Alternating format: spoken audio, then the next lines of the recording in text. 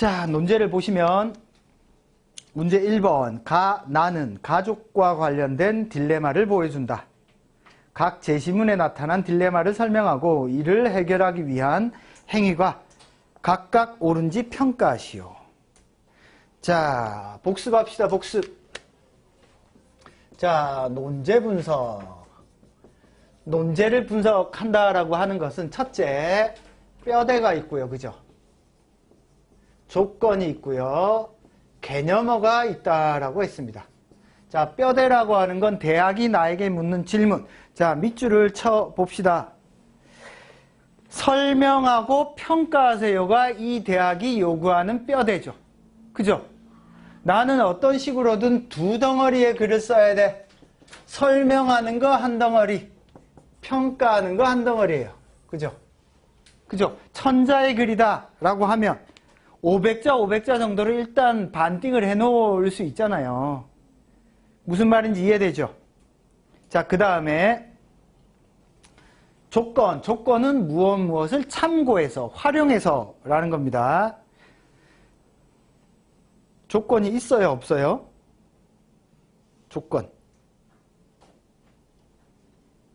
조건은 있는지 없는지 좀 아리까리하죠. 조건은 없다라고 봐도 됩니다. 자, 그 다음에 개념어는 뭐예요? 개념어. 논제 안에 들어있는 주제. 가족과 관련된 딜레마. 그죠? 행위. 이런 게 중요한 키워드네요. 그죠? 가족. 자, 조건은 없습니다. 가족. 딜레마. 그 다음에 행위. 이런 게 중요한 개념어죠. 그러면 여러분들이 쓰는 글들은 전부 다 무엇과 관련된 글이 돼야 돼요? 가족, 딜레마, 행위와 관련된 문장이 설명돼야 되고 평가돼야 돼요. 그죠? 내가 쓰는 모든 문장은 요것들과 어떤 관계를 가지고 있어. 자, 첫 시간에 제가 여러분들에게 알을 개념화하세요 한 거 기억나요? 그죠? 과학적 암, 실용적 암, 반성적 암, 그죠? 윤리 도덕적 암 개념화했죠. 자, 문제가 나는 가족과 관련된 딜레마를 보여준다. 가족이라는 과 관련된 딜레마를 보여준다라고 했습니다. 이 말을 왜 썼을까요? 나를 가족, 딜레마와 관련해서 개념화라는 뜻이에요. 자, 그러면 이 문제를 보는 순간 가에는 어떤 가족이 나타나 있는지 구체화를 해야 돼요? 안 해야 돼요? 해야지. 안 해. 아이들 안 해. 보고 넘어가. 내가 무엇을 해야 될지 머릿속에 안 넣어놓고 논제를 읽는다는 얘기야. 그러면은요, 시간 엄청 걸려요. 논제 보고 제시문 다 본 다음에 이제 답을 해야 돼. 가족, 뭔 가족이지? 또 봐. 언제 글 쓸 거야, 언제? 보는 순간 가를 가족과 관련해서 정리해야지. 그러면 예를 들어서 가에는 예를 들어 다문화 가족이 있을 수도 있고 이혼 가족이 있을 수도 있고, 그죠? 혼자 사는 1인 가족일 수도 있잖아. 1인 가구일 수도 있잖아. 그죠? 그러면 이런 가족들 중에 하나가 가에 있겠구나라고 나는 논제를 보는 순간 이미 개념화를 할 준비, 마음가짐을 가지고 있어야 돼. 안 해. 무슨 말인지 알겠죠? 자, 가족이라는 말이 나왔어. 개념어가 나왔어. 어떻게 하라고요? 논제의 개념어는 각각의 제시문에서 구체화를 하셔야 돼요. 자, 논제의 개념어 알 나왔잖아. 알미 각각의 제시문에서 어떻게 구체화되는지를 개념화한 거잖아. 지난 시간에 연습한 거잖아. 이해돼요? 무슨 말인지? 실용적 암, 도덕적 암. 자, 가족이 나왔잖아. 가에 나오는 가족을 개념화해야 되겠구나. 나에 나오는 가족을 개념화해야 되겠구나라는 생각을 해야 된다라는 뜻입니다. 오케이. 자, 가족과 관련된 딜레마를 보여준다고 했어요. 딜레마가 뭐죠? 딜레마. 물어봐야지. 선영씨, 딜레마가 뭐예요? 딜레마를 참 설명하기 딜레마 같죠, 그죠? 딜레마가 뭐죠?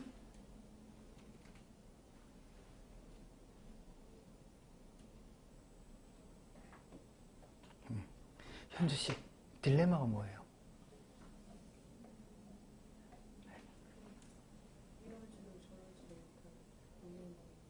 이러지도 저러지도 못하는 고민하는 거.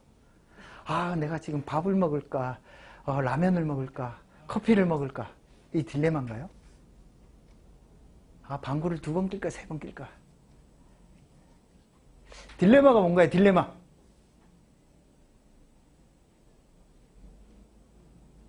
좀 전에도 문제가 보세요. 좀 전에 문제 우리 정의 풀었잖아. 1, 2, 3을 활용해서 정의에 대한 자신의 견해를 논술하라. 그러면 정의라는 개념어가 있죠.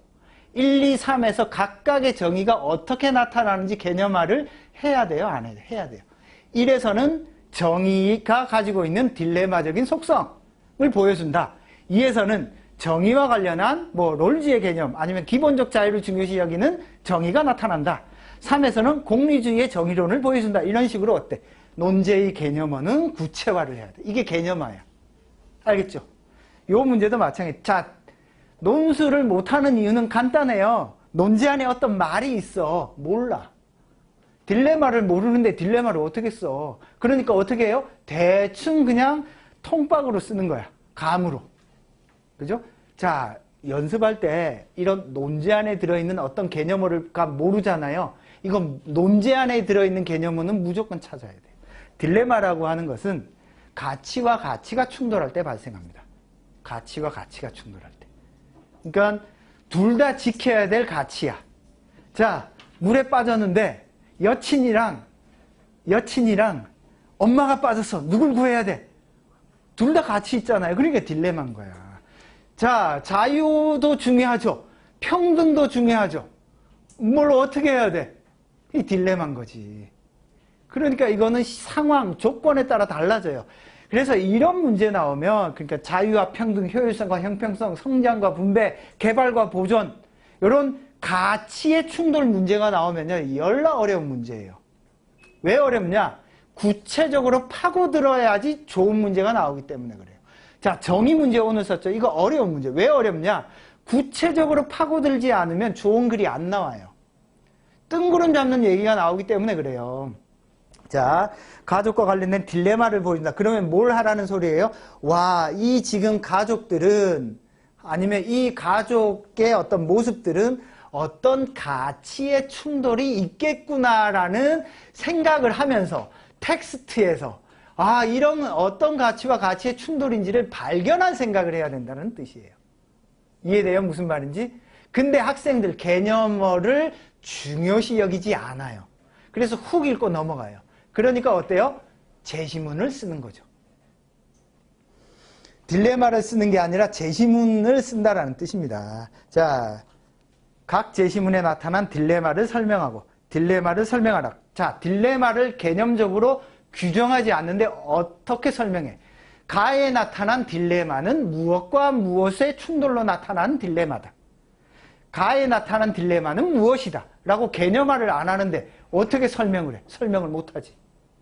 알겠죠? 자, 설명하라는 말이 무슨 뜻이에요? 설명하라. 승원 씨, 설명하라는 말이 무슨 뜻이에요? 설명하라.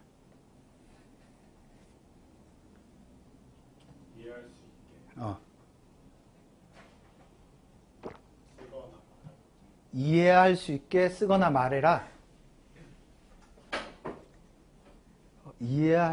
그러면 제시문을 내가 이렇게 이해했다라고 쓰면 되는 거예요? 아니면 딜레마가 이것이다라고 설명하는 거예요? 설명. 주희 씨, 설명이 뭐예요?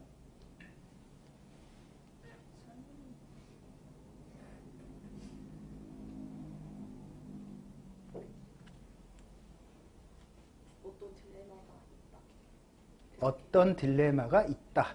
오케이.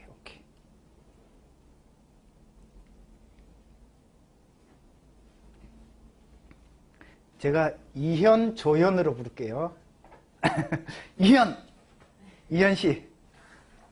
괜찮죠? 그죠? 설명이 뭐예요? 요약? 아니, 그럼 요약하라고 하지. 왜 설명이라는 말을 붙여? 이게 지금, 딜레마를 요약하고가 아니잖아. 학생들의, 논술을 공부하는 학생들의 80에서 90%가 설명하라를 요약하라고 해요. 요약을 쓰고 있단 말이야. 그래 놓고 자기는 잘 썼다라고 생각을 해. 설명이 뭐예요? 빨리 설명해봐. 아, 설명이 뭔지 설명해봐. 괜찮네, 라임. 설명이 뭔지 설명해봐. 라임 죽이는데요? 밝혀내는 거? 밝혀내는 게 뭐예요? 알려주는 건 뭐예요, 그럼? 뭘 알려줘야 되는데? 개념, 그렇지. 설명 중에 하나가 개념적 설명이에요. 개념적 설명. 자, 논수쌤이 여기서 막 수업을 하고 있지. 수업을 하고 있습니다. 야, 쟤 등신이야. 요것도 설명이야. 쟤 변태야. 요것도 설명이야. 왜? 개념적으로 규정하는 거잖아. 개념적 설명이에요. 자, 국어 시간에 설명의 방식, 서술 방식 들어봤죠? 그것 중에 하나가 정의야, 정의. 개념. 개념적 설명 방식이에요. 최근에 대학 논술에서는 개념적 설명이 아주 자주 나오는데 편입에서는 거의 안 나와요. 편입에서는 그나마 경희대가 이 개념적 설명을 좀 물어요. 어찌됐건 설명을 한다 라고 하는 건 개념적 설명이 있습니다. 자, 또 이 상황을 이러이러하게 분석하니 이 상황이 바로 이거야! 라고 하는 게 개념적 설명이에요. 대표적으로 이런 개념적 설명에 문제가 나올 때는 개념을 이해할 수 있는 텍스트가 들어있어요. 개념적 텍스트가. 이론적 텍스트가 있고 어떤 상황이 주어져 있는 거예요. 가 제시문에는 어떤 이론이 들어있고 수많은 이론들이 있는데 나에는 어떤 사례나 도표, 그래프가 있어요. 가를 통해서 나의 사례를 보니 이것은 가의 어떤 것에 해당돼. 알겠죠? 무슨 말인지. 개념적 설명은 개념적으로 규정하는 걸 뜻해요. 또 설명하라.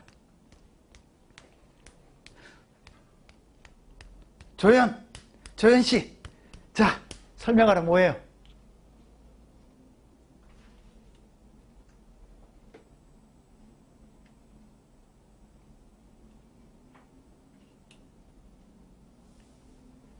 그죠? 우리가 설명하라가 뭔지도 모르고 자꾸 설명하는 글을 썼어. 비판하라가 뭔지도 모르고 자꾸 비판하라를 써요. 자기견해를 쓰는 게 뭔지도 모르고 자꾸 자기견해를 쓰는 건 자기의 기준을 세워서 쓰라는 뜻이에요. 판단의 기준, 아까도 얘기했잖아. 자기견해를 쓰는데 기준이 없으면 그게 자기견해, 자기의 주장에 나열될 위험성이 있죠. 자, 설명을 합시다. 설명을 한다라고 하는 건 기본적으로 생각을 해보세요. 설명되지 않은 게 있으니까 설명하라고 하죠.